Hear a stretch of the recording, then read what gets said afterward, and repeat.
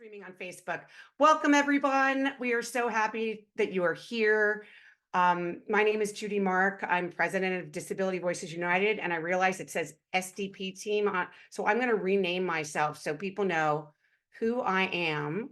But we are so happy you are here. I'm not only the president of Disability Voices United, I am also the parent of a self-determination program participant, a proud participant. Okay, so we're going to get started. And if my staff could look out for folks that we are waiting for, I would really appreciate it. So the first person I would like to introduce to all of you, because we are here to talk about her bill, is Senator Carolyn Menjivar. Senator Menjivar is, first of all, is a Democrat and represents parts of the San Fernando Valley. And is my sister's senator. I just want to point that out. And one of our staff, Elena Tiffany's senator. We have probably lots of your constituents here. And Senator Menjivar is actually a very important person to the disability community because she is the chair of the budget subcommittee that funds the Department of Developmental Services and the Department of Rehabilitation. And those are two very important agencies. And so Senator Menjivar has also agreed to author, she's the senior, most important author, our legislation about the self-determination program. You're going to hear lots of details about the bill in a little bit, but we first wanted to introduce and thank Senator Menjivar for all of your support for our community, and I will give you the floor. Thank you. Oh, thank you so much, Judy. I appreciate that. And then, Elena, I love that you renamed yourself to SD20 constituent. That's so funny. I love that. I am so happy to be with this community. Hello, everyone. Caroline Menjivar. In my second year as a state senator, I started off last year with some of priorities that I knew I wanted to focus on. Mental health issues, focusing on our children and uplifting our most vulnerable. I represent the San Fernando Valley and city of Burbank. Oftentimes, I think that the San Fernando Valley is left behind on resources and so forth. I grew up in a community, in a family where my mom cleans homes, a single mom, and my aunts and uncles live and work in jobs that are very demanding and labor focused, from bartenders to working at McDonald's to taking care of children and so forth.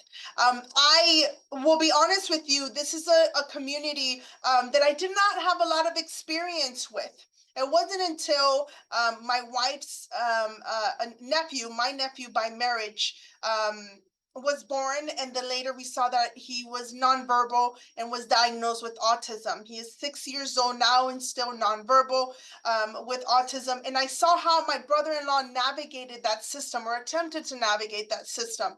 And it still felt like a little distant away from it. I was like, oh, I would hear stories and so forth. But it wasn't until 3 years ago, when my own blood sister gave birth to my first blood niece, and she too is nonverbal and autistic, that I really, really saw how, I want to use this word, horrendous the access to services or the difficult to obtain services are. The tears I would see in my sister and my brother-in-law.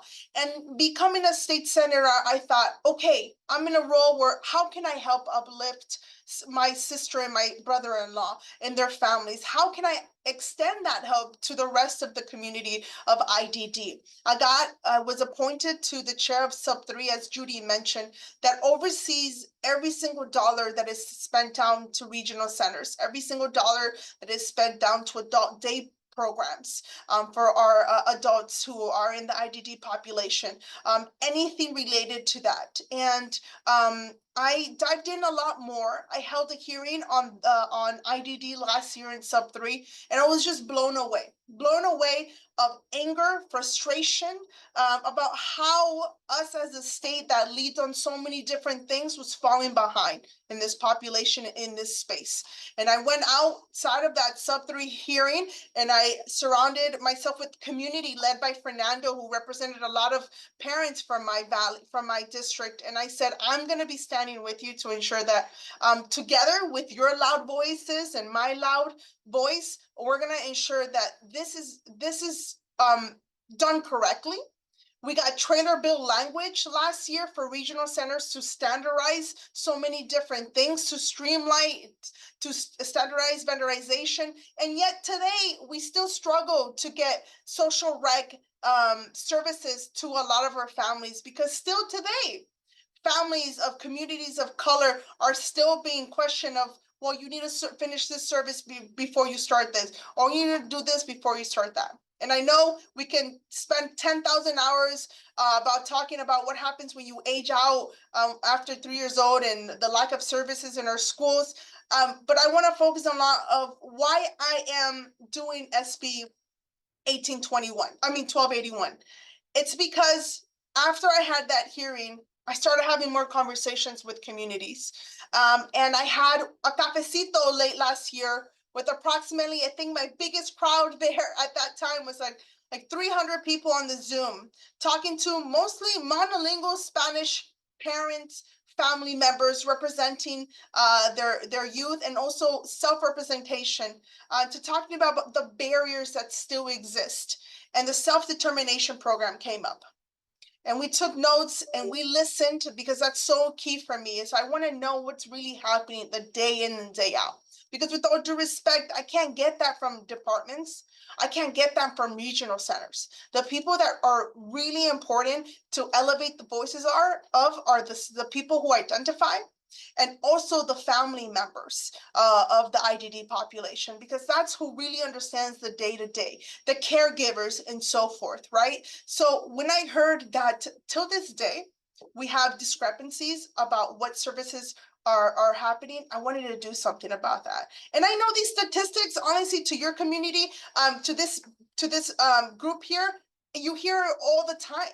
But I think I want to say it again and again, that we're seeing that 21.7% of communities of color are receiving services, compared to approximately 40% of Caucasian families at regional centers. That's a disparity that I do not want to see anymore.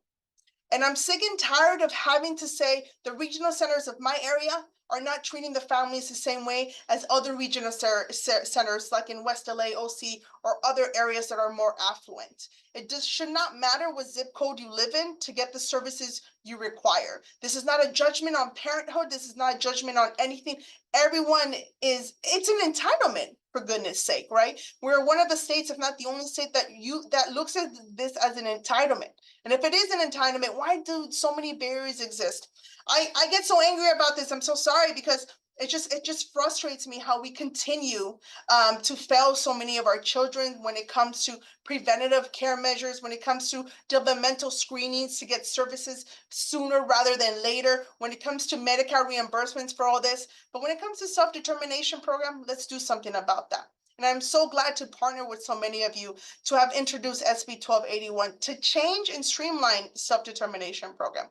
You're going to hear more from people with technical experts on this, but I do want to share a little bit of what this means for me.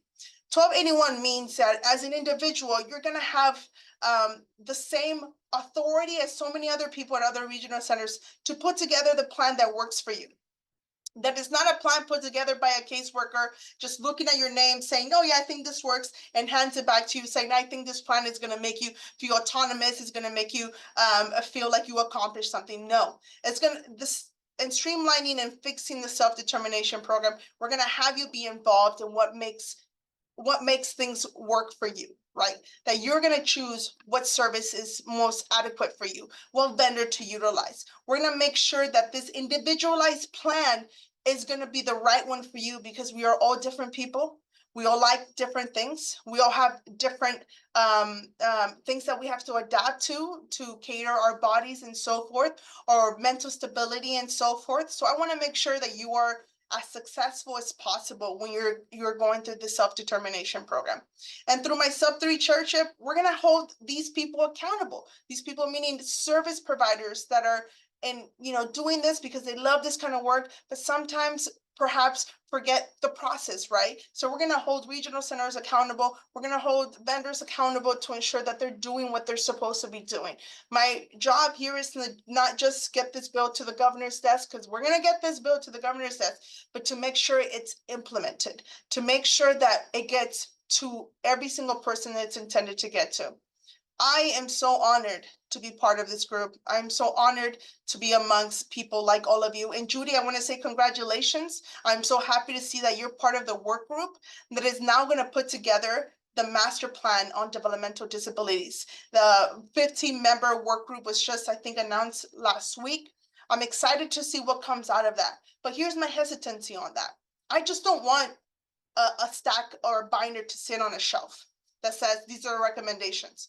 I want these recommendations to be something we live by in the state. That us as a legislature, the governor will look at this, and whenever we're creating investments, whenever we're creating programs, that it's going to be because they coincide with what's in the master plan. Because we have other master plans of other groups. And I'll be honest, the investments and the cuts that I see don't coincide with what the master plan of that group says. So I want to make sure that we're not just creating headlines, that we're just not creating work groups. And Judy, you got to make sure you're in there and say, we got to really implement these things down the line. Because I want to make sure that we're putting our money where our mouth is, to say that enough is enough on hearing these stories of lack of access, barriers, people having to hire lawyers. We don't have time for that. You all have put so much already of your energy to advocate for yourself and to advocate for a loved one, or to advocate for strangers, because you're just simply an advocate and a wonderful human being doing this work with you. I think I've babbled on forever. You have so many other people you want to listen to, but I thank you so much. I'm excited about this, and continue on this journey with me. March 21st is going to be our sub-3 hearing on the IDD population. Please call in. That's going to be the only meeting we're going to be taking public comment via phone, because it was taken away for the entire Senate. Please call in with your public comments, because I need my colleagues to hear you. I need the departments to hear every single one story about how important it is that we continue to invest and streamline access to services. So Judy, I'm going to send it back to you. Thank you so much for allowing me a minute of, or I think maybe 20 minutes of your time. Not at all.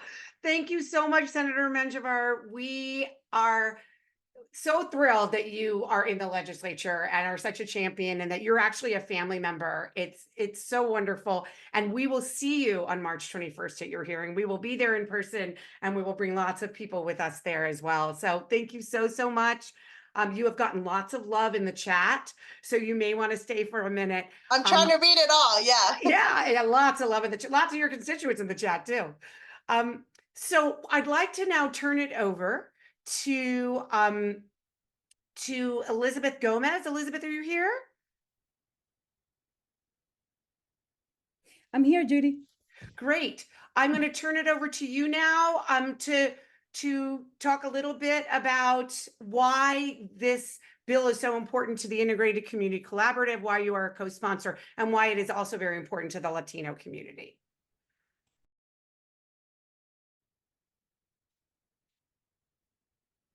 Thank you very much, Judy. But I want to first give a big thank you to the community that's here today, helping and celebrating this opportunity that our Senator Menjivar has created for us. I want to thank her, first of all, for being the author of SB 1281. Thank you very much. I'll get the number right, 1281. So, Senator, thank you so much. Thank you for your heart and your spirit. Thank you for being here with us, and thank you for listening to us tonight. There are a lot of your constituents here, but all of us are here to thank you sincerely for being the author of a bill that will really change our path. Tonight, I want to also thank Judy Mark. I want to thank DVU, because this work couldn't be done by anyone alone. We need that help. So thank you, DVU, and thank you, Senator Menjivar. And I'm going to introduce myself. My name is Elizabeth Gomez, and I'm the director of Integrated Community Collaborative. I just refer to it as the community.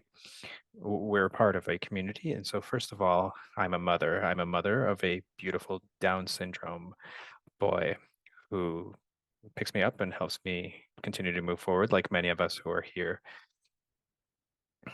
But I would like to say that I'm here tonight to talk about needs, to talk about our desire to help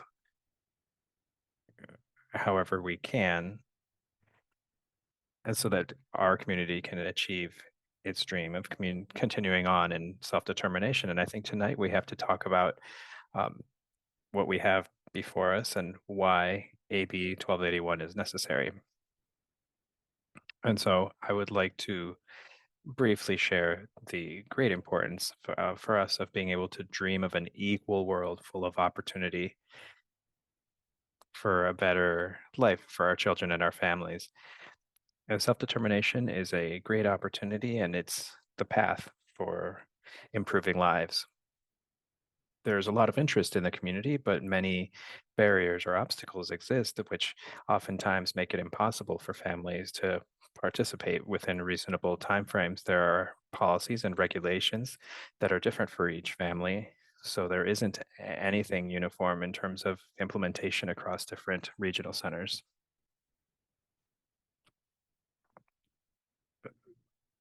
Clients who have low POS or who receive few services, we already know that it's going to take longer to prove their unfilled needs in the non-traditional system, but those families go through long waits and delays because of requirements that lead to their waiting months before hearing back about their services. So this obstacle-filled process is a long one, and we can't name all of them, but this is something that affects all families who are beginning on this road from the beginning through transition.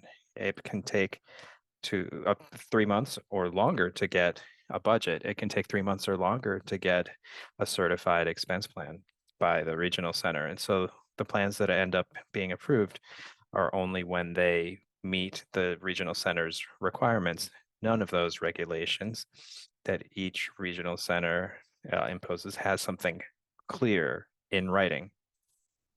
The information about the program is not available in all the necessary languages. And to that point, I would like to add that among a lot of the delays, we find there are also FMSs that have created internal rules and policies that are affecting all families in thousands of ways. That adds another month or two to the process. These policies are unknown to participants, and they are not regulated by anybody, nor is there any form of oversight. Some are charging rates that eat up a big portion of budgets, and they charge for bilingual staff, which are not even available to families. There isn't a complaint process that will really help or bring justice for such poor performance. It hurts me so much to hear that our community is saying there is little participation or little interest when I know that there are long wait lists and the facilitators have to keep families waiting due to all of the delays that exist in the program. In my opinion, this is a slow process. I would almost dare say that the clock turns more slowly for minorities, which indicates that there is a lack of interest, but that's not true. What we don't have is a road to make good on those services. And so today, what I would like to share with you all or introduce Jeanette Vargas, who is a mother of 3 children who are in self-determination and who has a lot of lived experience in this process.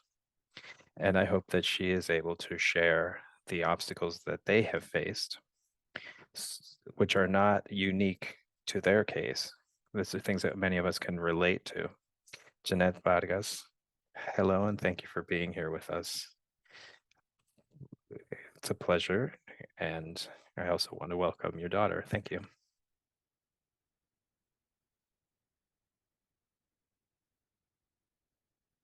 Good afternoon, Senator Menjivar. Thank you for being here with us. We are constituents of yours, and we are very happy to have the opportunity to have you hear our story. I'm the mother of 3 children in self-determination, and I would like to share about the obstacles that we are facing to transition to self-determination and how things get harder for us every year.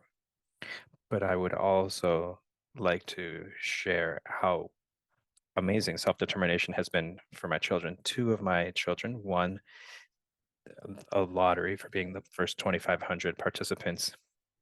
This was a huge bit of news for our family in 2018. So that would open a door to allow my children to be able to fulfill their dreams, because I had heard about self-determination. That led me to dream big for my children, but it wasn't as easy as I thought it would be, since we weren't able to transition until 2022. Everything was so slow and drawn out since 2018, and there was a lot of false information. There were not a lot of independent facilitators. They were just looking to charge money. The first facilitator abandoned me on the side of the road, as it were. The next helped me to transition, but then I had to do a lot of work that really should have been hers. The next obstacle was the regional center. They control the spending plans as if it were under the conventional system. And so they don't respect self-determination. They want to continue to control expense plans.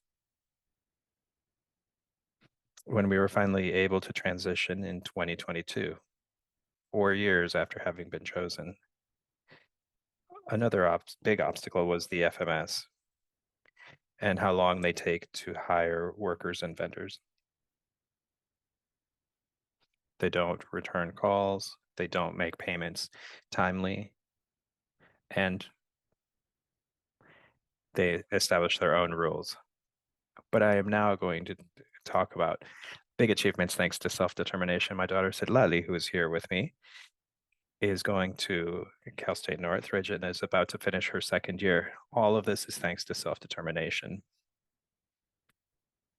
and the freedom that she has in choosing what she needs to be able to fulfill her dreams. She has all of the support that she needs to be able to be in college and be able to fulfill her dream of graduating and having a career. This wouldn't be possible without self-determination.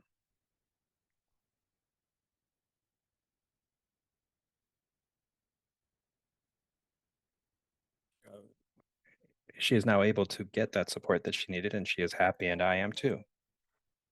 Because this dream seemed impossible, but thanks to self-determination, she is now able to have a future. She now also participates in programs where she feels accepted, included, and respected. This same is the case with my son Gerardo, who is about to finish his second year of school to transition to a university and finish his degree. All of that thanks to self-determination. My third son transitioned in 2023 and faced exactly the same obstacles that I faced with my two older children in terms of their transition, or his transition to self-determination took about a year and a half. Everything was delayed, and we didn't get a lot of sympathy from our coordinators. So Sidlali, how do you feel It being makes in me feel self-determination? happy and fulfilled, and it has helped me through the process of university and gave me more opportunities that many young adults have. It also made me feel included to dream about my future, which I'm extremely grateful for all the support the self-determination has gave me. I hope it helps other people to dream and accomplish their dreams, but I have seen the struggle my mom has faced in this program, not only for my case, but for my other two brothers. I truly believe if it wasn't such a hard process, many other young adults or children would accomplish their dreams and dream more, which is something everyone deserves. Senadora Menjivar, gracias por su ayuda, gracias por escucharnos. Como madre de 3 jóvenes con autismo, de todo corazón le doy las gracias por su apoyo y sé que muchas madres más lo están haciendo. Mil gracias y estamos aquí para usted. Gracias, Janet. Muchas gracias. Me too. Thank you. Thank you so much, Jeneth. If somebody could, I'm going to spotlight myself right now so people can see me. Or could somebody, I guess yeah, that worked. Okay, good. Thank you so much, Elizabeth and Janet and your family, 3 children in the self-determination program who all live in Senator Menjivar's district. That right there, you've got a really good group of folks. So thank you so, so much for joining us, talking about how wonderful the self-determination program has been for you, but at the same time, you have faced a lot of barriers, and that's what we're here to talk about. So now I'd like to bring in 2 of my colleagues, Christiana Morales and Nina Spiegelman, and we're going to walk you through what is in the bill, because it's important for you to know what we're talking about. So I'm going to share my screen, and then we will give folks the opportunity to make comments and ask questions after we walk you through these slides. All right, are you seeing, Nina, the right slide? Okay, great. So as you heard from the senator, the bill is called SB, or Senate Bill 1281. So as we hope you will support the bill, that is how you will be referring to it. But it actually has a long name called the Advancing Equity and Access to the Self-Determination Program Act.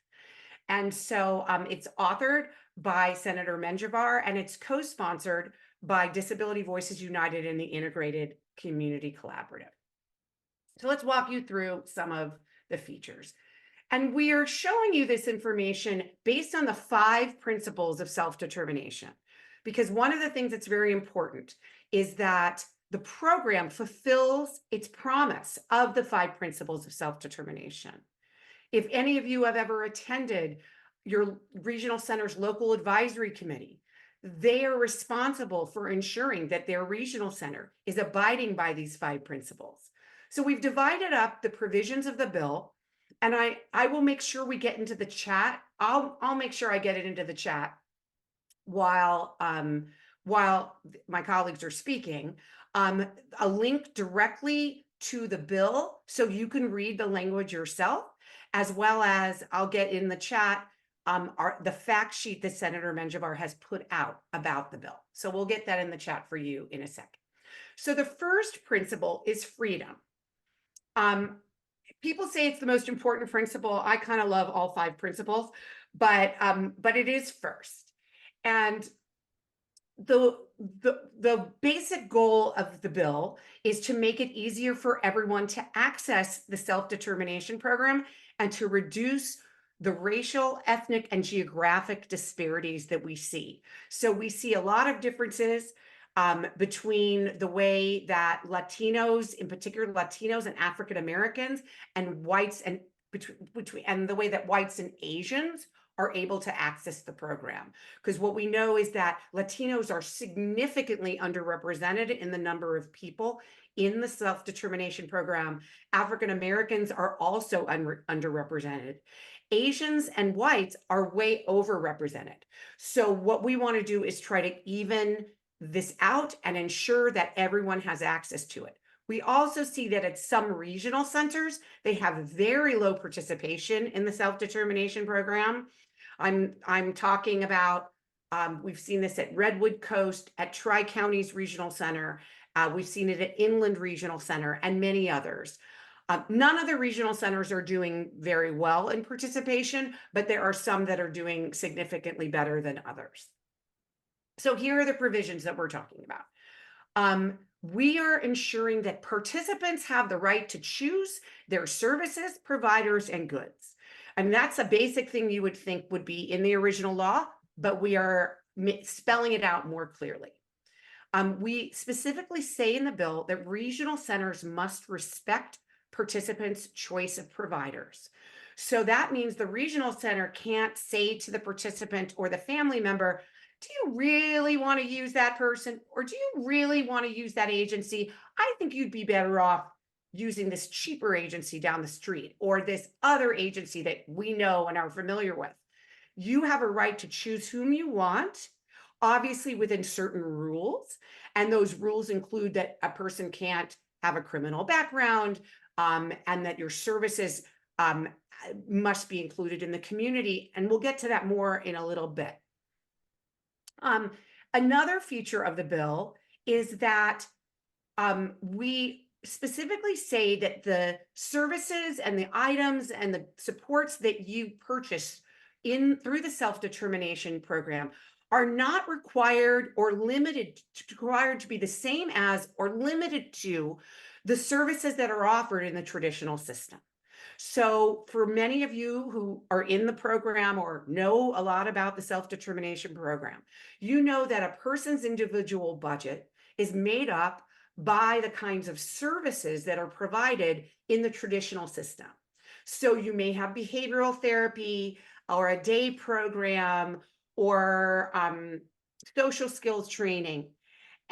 But you may decide that when you get into the SDP, that behavioral therapy didn't work for you, but you are still going to be able to address those same goals by horseback riding or meditation training or communication access. That you may decide that those goals can be reached in alternative ways.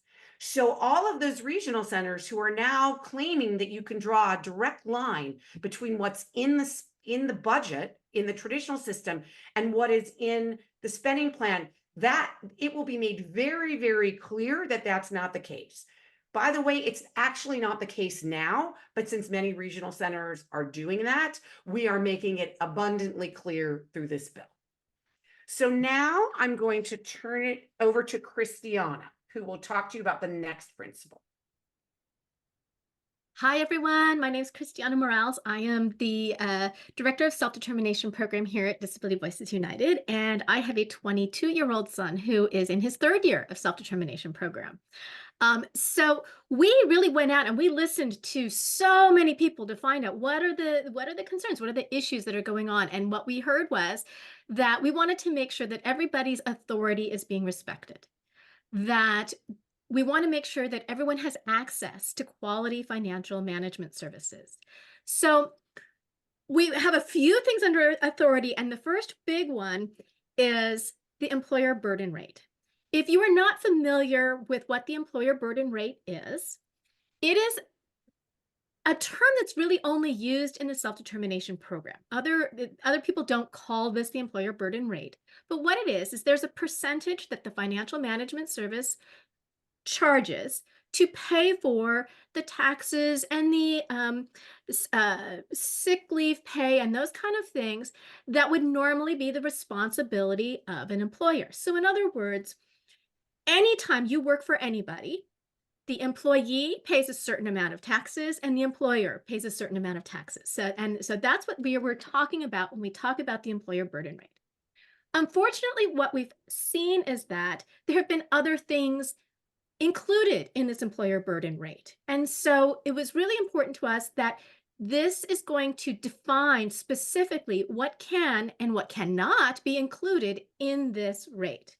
So what we do know is that there are a lot of different rates that you're seeing across the board with all the different financial management services. So this should help clarify to all of them, these are the only things that can be included in that percentage. So when you hire an employee and your financial management service gives you a percentage, this is going to limit the things that could be in that percentage. The next piece is that if a financial management service is responsible for breaking a labor code violation, what does that mean? That means maybe they paid somebody late and there is a fine for it. We want to make sure that if it's the financial management services responsibility for doing the error, they must pay the labor code violation costs, because there can be high costs if you don't pay for these things on time. So we want to make sure that they understand if it's their error, they need to cover those costs. It's going to require that the regional centers promptly send authorizations to the financial management service. This is something I think, you heard a lot of people talking about. It's taking a long time. And one of the things that we hear is taking a long time is getting those authorizations sent over to the financial management service. By decreasing this, it's going to help in 2 areas. One, that initial transition in. We want to make sure that we're getting those authorizations sent over in a timely manner so you can transition in a timely manner. Then there's also, once you're in self-determination program, sometimes you need to update your spending plan. And if you need to update that spending plan, we need those authorizations to be sent over in a reasonable, quickly in order. So if you are updating your spending plan, it's usually because, well, I need to move money to pay for something. I want to make sure that, this invoice that's coming in is going to have enough money to get paid for. So we need the regional centers to promptly send these authorizations. We also want to make sure that the financial management services, if there is something in your spending plan and it's clear what it is, they should not be going back to the regional center and asking for further review. They shouldn't be having to go back. And so we want to make sure that it's clear that, and I think the big concern right now has been, well, that the financial management services are concerned that they might pay for something that is not, they're not going to get reimbursed for. So we want to make sure that it's clear. If it's in that spending plan and that spending plan has been verified, then they can pay for that. And we shouldn't be needing to go back and get any additional reviews. And the last one is that we want DDS, the Department of Developmental Services, to make sure that we have enough financial management services that will accept larger spending plans, larger budgets, and that those are available at every single regional center. Participants have a choice of financial management service. And in order to have a choice, you have to have more than one. Otherwise, it's not a choice. So we want to make sure that there are multiple financial management services that can cover any size spending plan at every single regional center. Okay, we're ready. So we told you we're going to go into the woods. We're going in deep. Our next one is support. And so when we're thinking about support, we want to make sure that the rights of the participants are choosing their supports and services. This is the foundation of self-determination program. You should be choosing your services and supports. So one of the main areas we're looking at, and this has been a long-term kind of issue that has been going on, and it is for the people who help you transition into the program. They used to be called independent facilitators. Now they're referred to as self-directed supports. You may have heard the term 099. All of those things, we're talking about the same thing, which is whoever is the person who is going to help you transition into the self-determination program. Recently, what had occurred was there was a requirement that those services, those supports, needed to be vendored by the regional center. And by doing this, it significantly limited participants' choice. Now, one of the reasons that the Department of Developmental Services wanted to do this was the way it was being paid for prior was not federally reimbursable. So they knew it couldn't be sustainable. It had to be changed. And so they switched it to this 099, which is vendored. What we believe a better solution would be to offer these supports to help you transition in under participant-directed services. This is a non-vendored service, which means the participants maintain their choice. They can choose who is going to help them transition into the program. And this is really key because specifically when you look at the disparity with our Latino families, that the vendored services may or may not have somebody who speaks their language, may or may not have somebody who understands their community. So it's important that the participants have the opportunity and the ability to pick people who are going to be the best for their family and to work best with them. The next part is that spending plans can have estimated costs. This is a very, very common issue I'm hearing, not only from regional centers who are trying to require specific costs in spending plans, but also financial management services that are saying, no, we need a specific cost. And with the next one as well, a specific provider name. It is not required. This is a spending plan. A spending plan should be fluid. You're trying to determine how you're going to spend this. Part of self-determination and the beauty of it is the ability for you to choose and for you to change your mind and move things around and be able to determine, oh, you know what, maybe I need more hours in my art class and less hours in my dance class, and you should be able to do that. So these are estimated costs, and you do not need a specific provider name. And then the last one is that the purchase of service standards from a regional center do not apply in the self-determination program. This exists currently right now, but we kind of have to spell it out. It's really important to know that regional centers create a purchase of service standard rule. For a good example might be around social rec. They will create a rule. That rule will be approved by their board. That rule will then go to the Department of Developmental Services. But remember, that rule is for a specific service code at the traditional system for that traditional code. So they can't then say, oh, at our regional center, we only permit one social rec class per year. When you're coming up with your budget, they can say, we will only fund for one per year. That's fine. But when you get to the spending plan side, maybe you say, you know, where the best use of my money is that I'm going to do 4 social recs per year because that's what my individual needs is.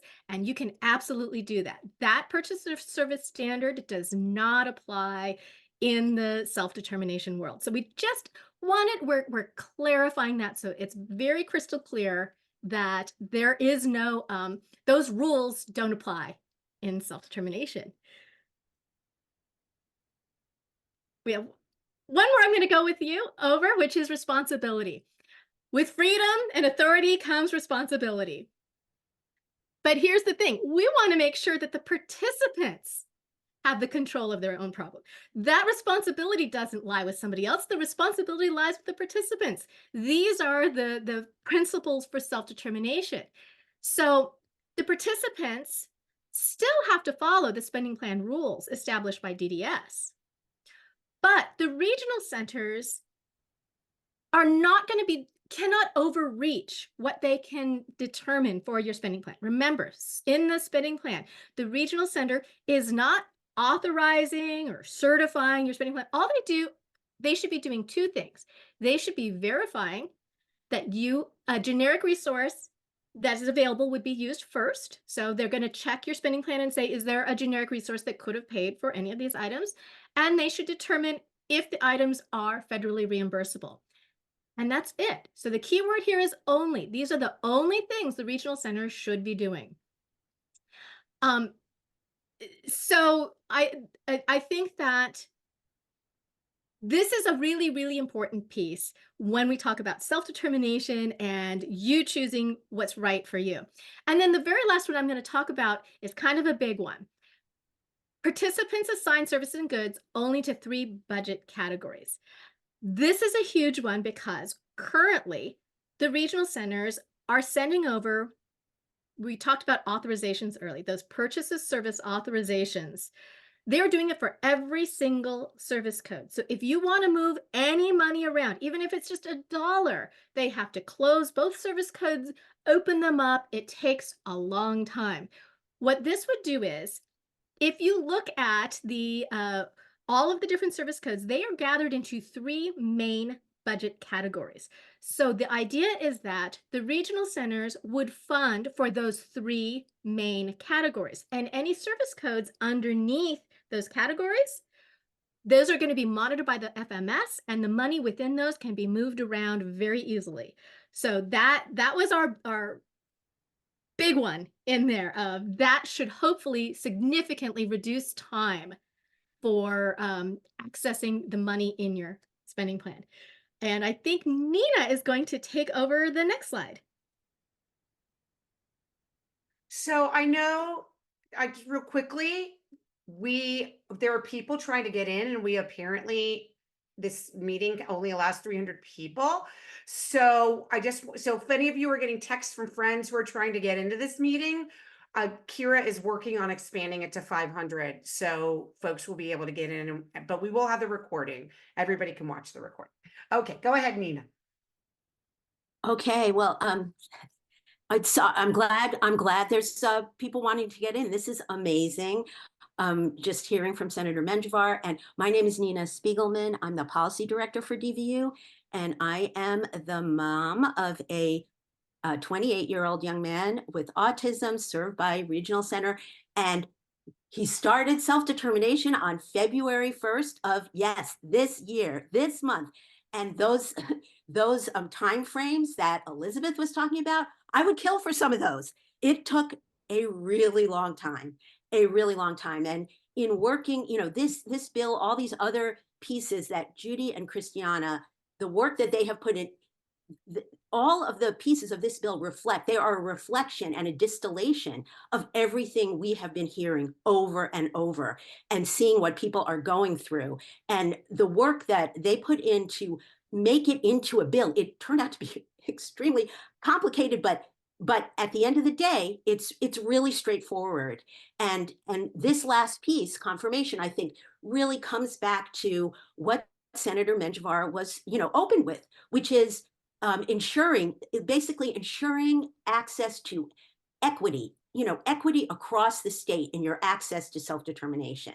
So it doesn't matter what regional center you're in, what your address is, and you will be able to have a process. And if the process isn't fair and isn't clear and isn't straightforward, that's another form. We always say denial by delay. Well, it's like denial by delay and utter, confusion that is not necessary when you stick to what we've done here, which is stick to the principles. The principles of self-determination are your best guide. And so in this last piece, what we're highlighting here is that our bill requires that DDS has to establish statewide processes for a statewide process for SDP in the same fashion that they're doing as a result of trailer bill language last year for respite services, for the IPP, for vendorization. It is really important that there's also a consideration in this effort to look at the processes and procedures that apply to the self-determination program. And in that way, we truly believe that this is a really important way to reduce racial and geographic disparities by having this consistency.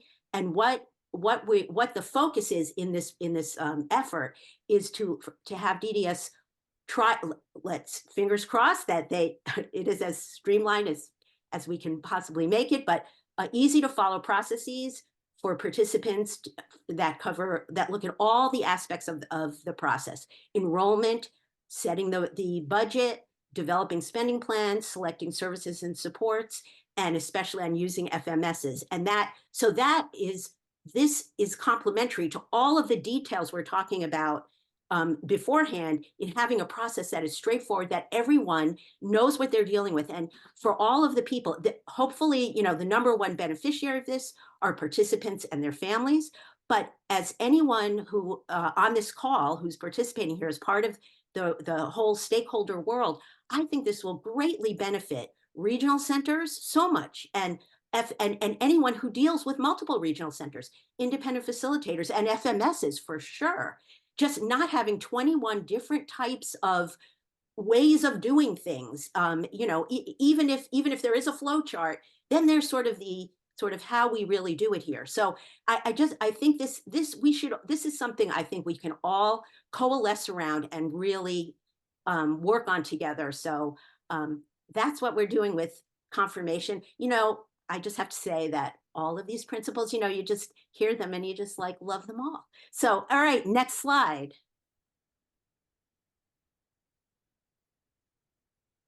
So how can you all support SB 1281? And we hope you all do, everybody from, whatever community you're in. And so the number one thing is to join our supporter list. And I believe that there will be a link in the chat to do that very thing. And you can sign up to be a supporter as an organization, as an individual, or both if you run an organization and you're also an individual. So that's really important that we get that support early. We like to identify it in the all important letters that get submitted. So and also just be sure you're on DVU's mailing list. Okay, we'll do our best not to torture you, but these updates are going to be great. Snappy, we have, they'll be great, but get on our mailing list, follow DVU and ICC on social media, meet with legislators, contact us. We will, this is a huge effort that we are continuously undertaking to try to set those things up. Attend hearings, give testimony. You heard Senator Menjivar. This is so fantastic that she's having a call-in for her hearing, because now the ability to call in your need to support, comments is just not there anymore. But written comments, of course, are very important, and sending letters of support. We will keep you posted on template letters, sign-on letters, and all those kinds of things. And so again, please, and also in the chat, where you sign up for support, there'll be a link in there to find out a link to finding your representative. It's really great if you could supply that to us. That helps us so much in our organizing and meetings and all of that sort of thing. So, okay, I think that's it for me, and I'll send it back to Judy. Thank you so much. So I am so happy to start taking questions. I'm going to stop sharing my screen. And the first person I'm actually going to call on is Fernando Gomez, who is, because he has the, he's the vice president and co-founder of DVU and the co-founder of the ICC. So he gets to go to the front of the line. Go ahead, Fernando.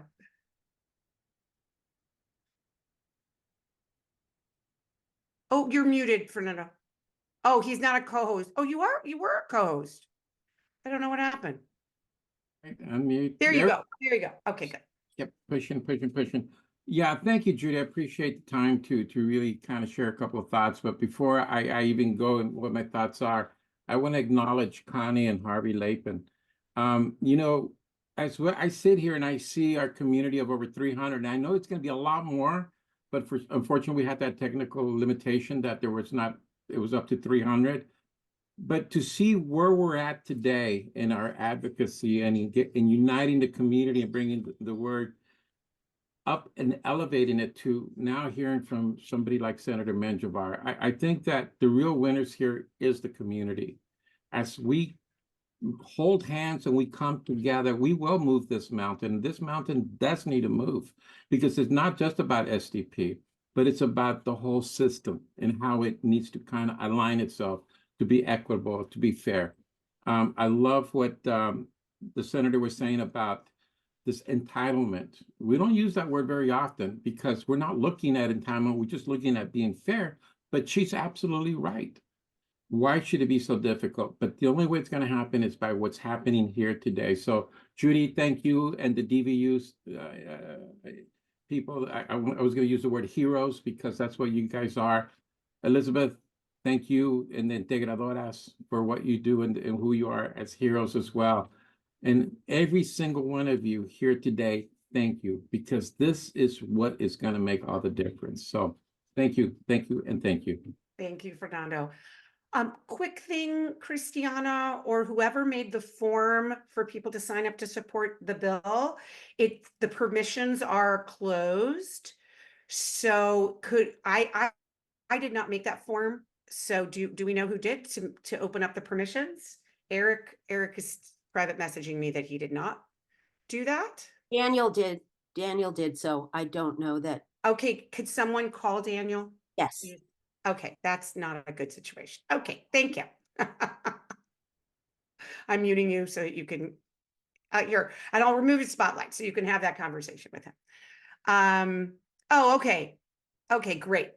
So it looks like we are able to get more people in now too.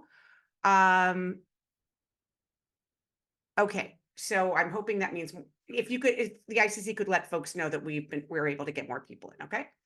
All right, so now we can take some questions. I see Gabriela Romero. Go ahead.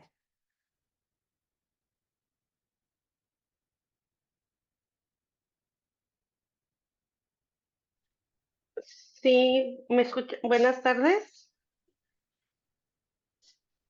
Mi nombre es, mi nombre es Gabriela Romero y quiero darle las gracias a la senadora Menjivar, agradeciendo ah, que gracias a su, se puede decir a que es latina, a que sabe nuestra historia, nuestras raíces.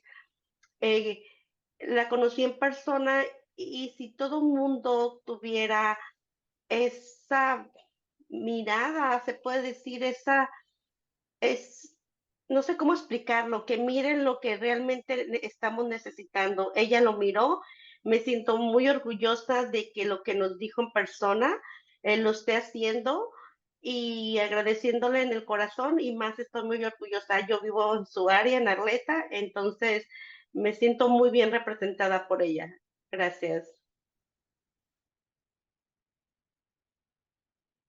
Thank you so much, Gabriela. That was beautiful.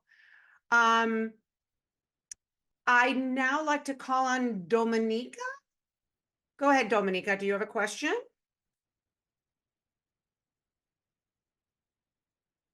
Can you hear me? Yes, definitely. Right.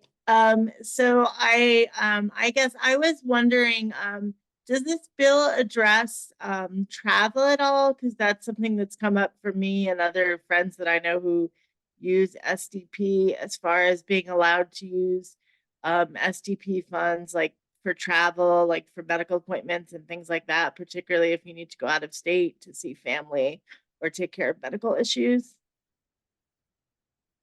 It does not specifically cover that. I can tell you that for travel out of state, that is an issue that exists in the traditional system too, that it is prohibited.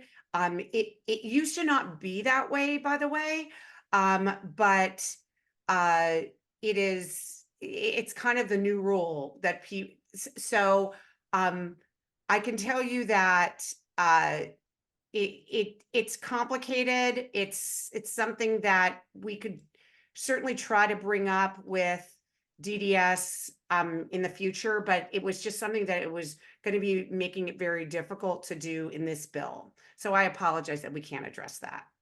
That's fine. And I guess I just also wanted to raise the fact that, like, I'm an adult. I use SDP for attendance services. It took me maybe like over a year to get on SDP, mostly because it was really hard to find an FMS to take my budget. And then when I did, there was really only one available to me because the other one took like over a month to onboard new employees. And I think that's also something that you need to look at when you're evaluating FMS companies, because not everyone that uses this program is a child that's living with their family who could. Right. Exactly. I agree with you completely. Wondering, Nina, if you've had any progress? I've left the appropriate messages and we'll Okay. figure out a way to release the So- form as soon as we can. So I'm just actually trying to find the form on my end and I don't see it. I don't know, Christiana, if you want to try to see if you approved the form, then you would have access to it and you can open it up. So it's just really hard to run this and actually try to do that. I'm Okay, gonna go in Maria Lopez.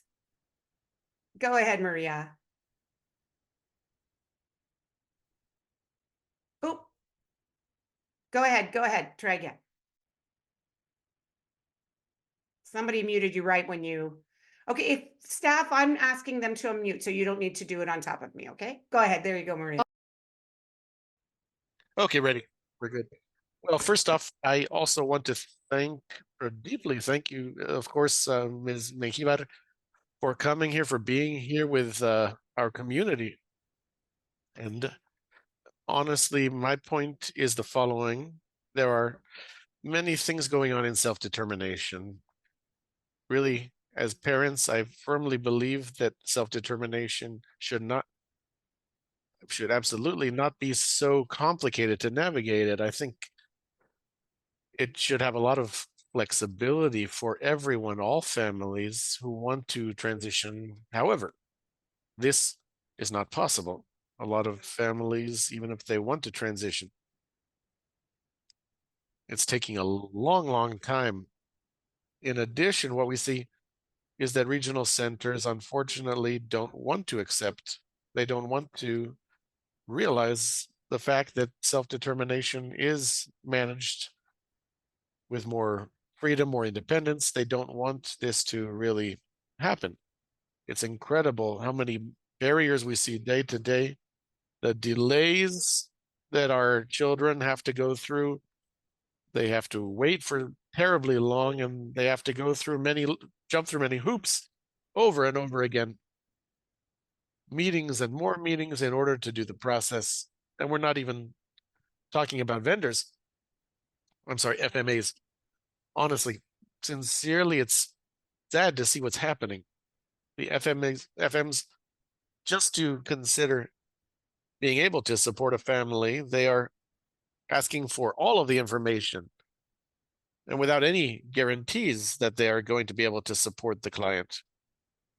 That's one of the requirements, the percentages that an FM is taking with an adult in self-determination. I believe that they are exorbitant. And this really should not be going on. This is honestly terrible because the clients are the ones who end up without that budget. And the saddest thing is that they still have the FMS still has that freedom, the regional center, but the family does not. The independent facilitator does not. We are having our wings clipped here every day in order to achieve the dream of self-determination. That's my comment. Thank you. Thank you so much. We love you, Maria. That was a great comment. Nestor. Go ahead, Nestor. Oh, yeah, just to like pick up where Maria like left off, like the FMS is like my biggest problem with or hardship with self-determination. Is there like any way to like I don't know, increase accountability or make it easier for more FMSs to like register? I don't know what's being done on the FMS part. I don't know if you want to answer that, Christiana. I mean, we really try to address some of the biggest issues in this bill that we hear about the self-determination program. And we know that there are new FMSs coming to the state. There's one, a very, very large national one called Public Partnership, which is joining, which is going to be starting like now, I think this week. And then there's a small one that is founded by two parents of an SDP participant that's going to be starting up in the next few months as well. So I think that you'll see some movement here very soon, and I think things will improve on their end. And then this legislation will also help improve things. I don't know if you wanted to add anything, Christiana. Actually, you took the words out of my mouth, and really. The goal is to have more choice and to bring more FMSs here. And so, I think competition will be a good thing for the financial management services. So I agree. Thank you. Okay, thanks, Nestor. I'm gonna go to Oscar Mercado. Go ahead, Oscar. Good evening. I just want to extend my thanks to the senator for making time to hear us out. And I also want to extend my thanks to DVU and ICC for making all of this possible and keeping on the good fight to represent our needs. A little introduction here. I'm Oscar Mercado. I'm 21 years old, and I was diagnosed with autism in around the 2nd grade. But I also started this year, February 1st, with the self-determination program. And this is my, first month. And I'm very pleased with the results. The services are invaluable, very useful. I'm very, very happy with them. They made me go out of my comfort zone and learn more about the world that I should have learned years beforehand. And also with the pandemic, halting any progress for me to learn, the necessary prerequisites of being an adult. But, this self-determination program has helped a lot. And I'm having a very great time with this. And I agree with what was said, manage flexibility and accountability, freedom, right? Which was discussed. Absolutely for the client, for the person that's, the self-determination is being applied to, liberty of choice. So I just wanted to extend my thanks, and that I completely support as someone who's receiving the services.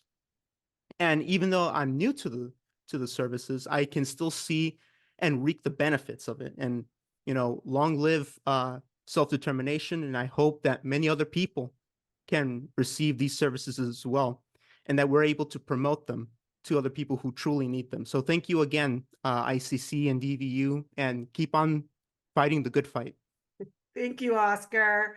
Oscar's one of the new members of our Self-Advocate Speakers Bureau, and also is an advocate for the ICC. So we're so thrilled to have you participate in all of our work. I'm going to move on now to Beth Martinko. Hi, Judy. Excellent work. There's some areas that are just absolute genius here. I was just laughing, thinking to myself how this is going to be received in certain regional centers. So bravo to you guys for really listening and having the heartbeat of what's going on out there. The two areas that I think are still open for addressing and probably not suitable for this bill, but I just wanted to mention them anyway. And they center around the unmet needs. Like, that's probably the only thing that's not addressed here, frankly, from what I've been able to see, is how painful it is to get the regional center to listen to and acknowledge unmet needs. That's just such a psychological war game that, just frequently has no happy ending. I mean, even as a white English speaking mother who's, a super advocate, it took me 3 years to get some of the most basic things into my son's plan. So I think that's still an area that if there's anything we could do legislative wise would be great. And then the other one is in the area of self-advocates. I met a young lady through, I surf the Facebook group, and I reach out to people when I see that they're interested in SDP and are trying to learn more about, or maybe need help or are stuck. And I ran into a young lady that has fetal alcohol syndrome, and her regional center coordinator told her that she could not go into SDP. And I said, she can't tell you that. And she said, well, basically she's saying I don't have the skills to, navigate the system. And at some level, after chit-chatting with her back and forth, at some level, she's right. Like, there's a real unmet need there for self-advocates to get that additional support that maybe extends beyond just the basic independent facilitator needs. And so I think that's a hole in the system. There's so many adults that are on their own. I mean, and my son will be there one day too without me. And just if there's anything we could think of in brainstorming as we move forward in that area, I would appreciate it. Thank you. Really great suggestions, Beth. Beth is such a champion for the self-determination program. We love you. It's, there are probably a list of another 25 things that Christiana and I wanted to include in this bill. And some of you haven't even mentioned them yet. And we'll keep them secret for now. But I want to be clear that this bill we tried to prioritize what was where were the biggest barriers. And even this bill is going to be hard to pass this year. So you should know this year, California is facing a massive budget deficit of anywhere, depending on who you talk to, between 38 billion and 70 something billion on a given, it's different, changes every day. And so it's going to be very hard to pass legislation that anyone says has a cost. And so we tried to really limit anything in this bill that could have a cost. And so if we make it easier to say that unmet need can be argued, someone could say, well, that's going to increase costs because people will get larger budgets.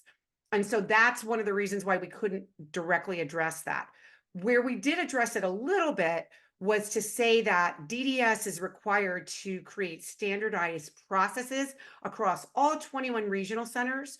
So you're not told one thing at one regional center, told something else at a different regional center. So, so we're trying to get there. But we know, even the limited things we're trying to do, we believe there's some cost savings in our legislation, particularly around employer burden rates.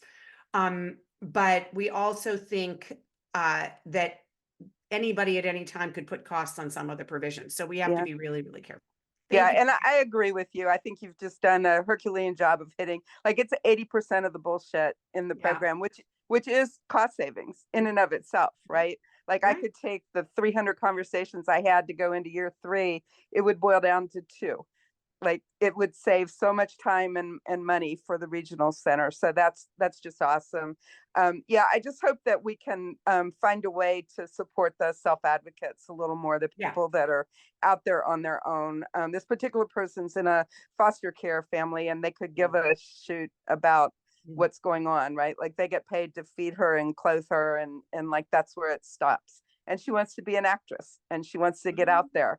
And, you know, there's so many wonderful programs that she could have access to in SDP, and they're just out of her reach. So anyway, I'll shut up, but thank you. Great job. Thanks, Pat. Thanks, Pat. I'm going to turn now to Rosita. Go ahead, Rosita, and unmute yourself.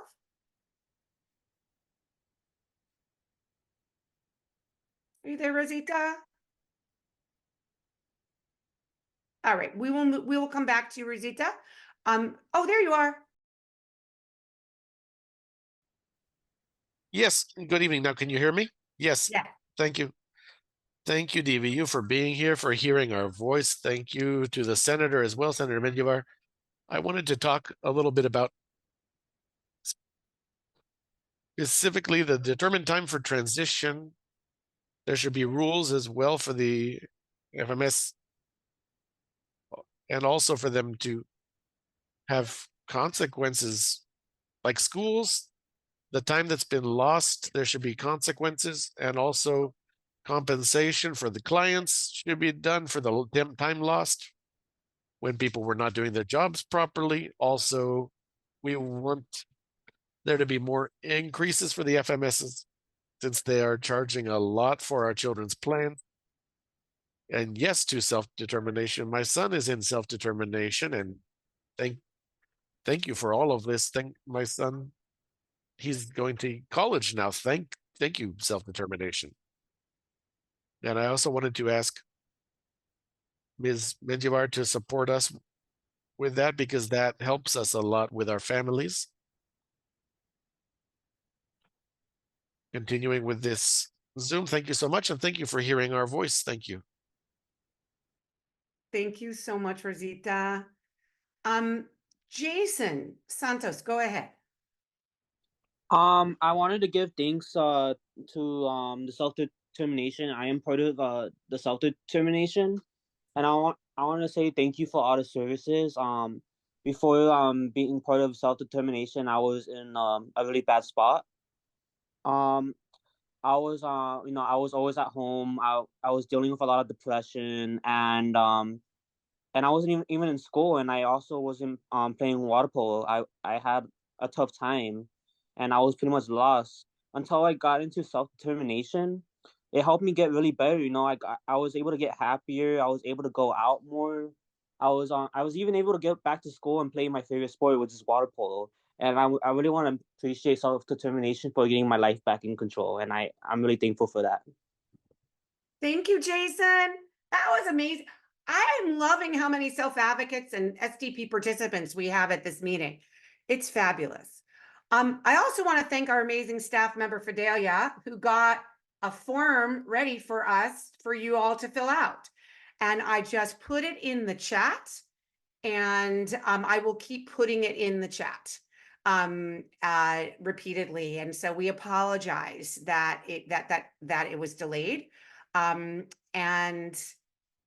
I just want to point out Tina Ewing Wilson, who is one of our outreach specialists for the SDP, said, we survived, who was a participant.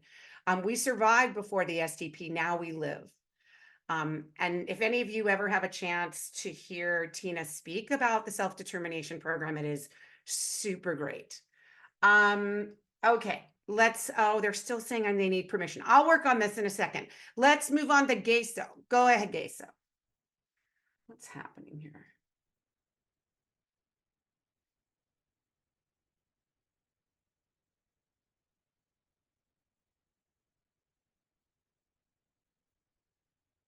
Good afternoon, everybody. Can you hear me? Yes, we can. Good afternoon. I am a mother and learning about all of you, and I'm really very happy to be a part of this program because I am a mother who has been fighting for about a year trying to get my son into self-determination, and I haven't been able to achieve this for him. It has truly been a difficult struggle for me, which is why I truly appreciate what you're doing. You're doing excellent work. Interpreter notes the audio is cutting in and out. It's been too difficult to get services for my son. It's taken 6 months to get recreational services. This is something that shouldn't be happening to our children in the community. We need your support and for you to listen to us. And we know that you are amplifying our voices now. And I'm truly appreciative for what is happening with our children now, and what you are offering us. And likewise, we would like for facilitators to help us by not charging so much for services, and that they truly help us with our children. And they shouldn't only look out for their children. Our children need that support too, because what I have experienced is that facilitators worry about their own children. They know about the services that their children need, but they don't know about our children's needs. They don't focus on our children's needs. They don't explain things to us. They're the ones that have this experience, that know what needs are out there. We need for them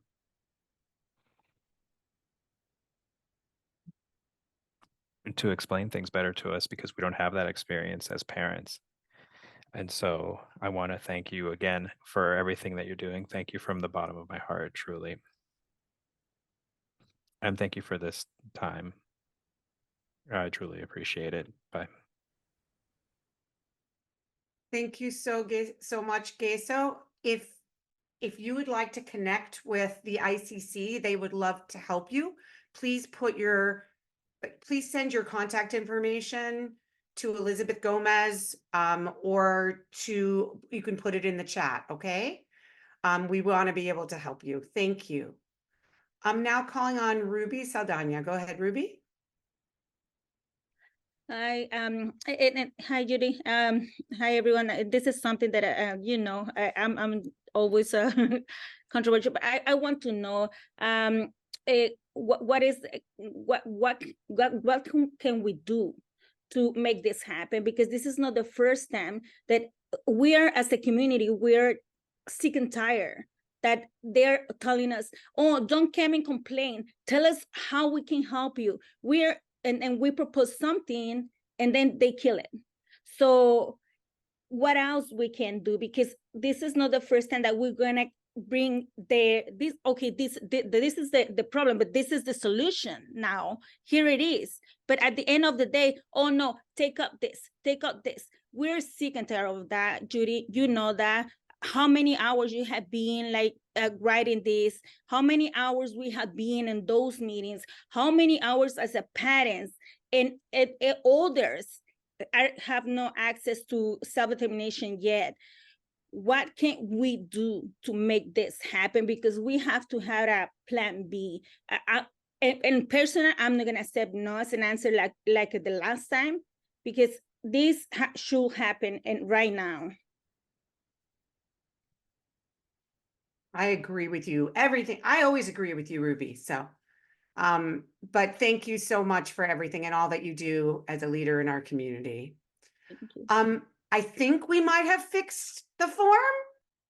So Fidelia, if you could put the form link, the correct form link in the chat, it's, there it is. There's the link. And, if somebody could try it and let us know that it's working. Oh yeah, Lulu just did it. Thank you, Lulu. Somehow it was closed only to people on the DVU staff. So we don't know how that happened. This is a kind of new staff member for us. So we will make sure he knows how to fix it the next time. Okay, Lisa Walker. We only have a few minutes left and we have a lot of questions. So go ahead, Lisa. What's your question? Okay, first, I would like to thank you for everyone being here today, and especially DVU. Every other week, I look forward to Zoom call. This is like a recharging station for me. And thank you so much. You get me motivated and learn different dialogues, and this is very important. So I thank you. But I do want to mention that the regional center participant choice specialist is going away. And I know we're talking about independent facilitator, but if a regional center does not have somebody who truly understands self-determination program, because service coordinator don't, because they just go to orientation and they absolutely have no idea. I think the parents know more than the service coordinator. So if that happens, I know some other regional center, they have participant choice specialists internally, but they could be a service coordinator who could just deal with self-determination program. Like some regional center, every service coordinator deal with whoever wants to go to self-determination. Why could they identify several, however they like to call it, because we hire many service coordinator and have them directly deal with the self-determination? That will create, eliminate bottleneck, because it took me 3 years to get into self-determination. Yay, I'm gonna go start a self-determination April 1st. This is a big old celebration for me. But because the regional center doesn't really understand or help the self-determination. My daughter, who is 18, speaks sign language. Well, that is her freedom and choice. But I still now don't have that support. The regional center told me that I can take an online course to learn and teach my daughter how to sign. But I don't understand her signing. That is the problem. So these are things, basic freedom and choices, because they don't understand at regional center side. That's what I wanted to say. Thank you so much. Thank you, Lisa. Really appreciate it. You should all know that there's a big hearing on Wednesday in the state capitol. If you live close, you should go. And I am testifying on the panel where they're talking about eliminating the funding for participant choice specialists. DVU is opposed to that and using the exact arguments that Lisa just used. So thank you, Lisa. We only have 5 minutes left, so I'm going to ask everyone to keep your comments to 1 minute, okay? Carla Reyes, go ahead.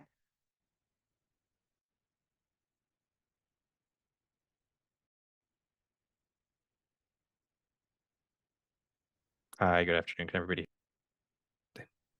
Yes. Hi, good afternoon. Thank you very much for giving us this time. I just wanted to say that I support SB 1281.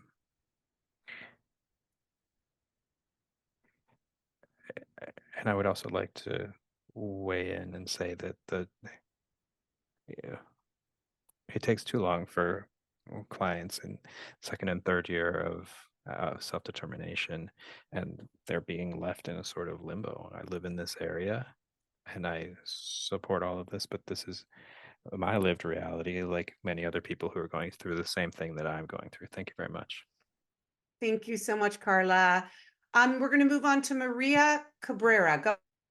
Go ahead. Keep it to 1 minute so we can get through to everyone before we end. Thank you so much. I'm just apologize because I'm just coming inside. I didn't have time before, but I just want to do a comment, and I think it's very important because self-determination has been very important in my family. So some people that I know, I has been introducing self-determination to these people, and I'm just concerned because the regional center, they don't want, they always tell these people, oh, your kid is too young. So I feel like we should make it easy and make it more comfortable for all the families, because it's a grateful, a wonderful program, and it should be available for everybody. It doesn't matter the age, but regional center make it difficult or make it no attractive for people who has 4-year-old kids or 3-year-old kids. So I just wanted to comment that. I feel like it's important. Thank you, I Maria. Really appreciate it. Great comments. Grace Thank- Huerta, go ahead. Hi, everyone. Can you hear me?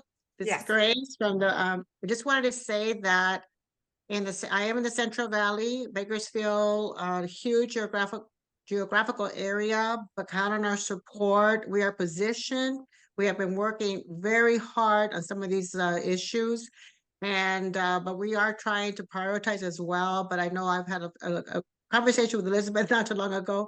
We're doing our Latino summits, gathering this because it's gonna require a statewide support of unity. We are so fragmented, disconnected, but yet we are one.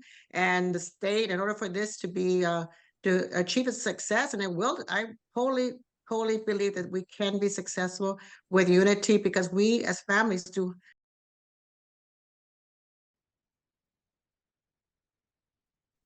And I wanted to tell you in Spanish that Dolores Huerta is my mother-in-law. She's a part of this effort in the Central Valley. We have a big population here in Kern County, Bakersfield, but we have to make our voices heard through unity so that our voice is stronger, so that we can bring this change about. Thank you to Fernando and Elizabeth. Judy Mark, I thank sent you to my Judy I Mark sent as my well. adult children to you to learn to speak, and they have done magnificent. Thank you for that opportunity you gave my children, Diego Cruz and Micaela, and they have been using that voice. And thank you, Judy, and Disability Voices. Miguel Lugo, he's my guy. I love Miguel Lugo. I love you all, and you can count on the Central Valley's support, and we are positioned here to support everything that you're doing. Thank you for the opportunity to be here with you all. Thank you, Grace. Very honored that you are here. And I think it may be our last word will come from the creators of the self-determination program, Connie and Harvey Lapin. Go ahead, Connie and Harvey. I can do a minute. I just want to thank you all, Judy, and Fernando, thank you for mentioning us. I just want to tell everybody, we are by far the oldest people here. Harvey's going to be 80, I'm going to be 85.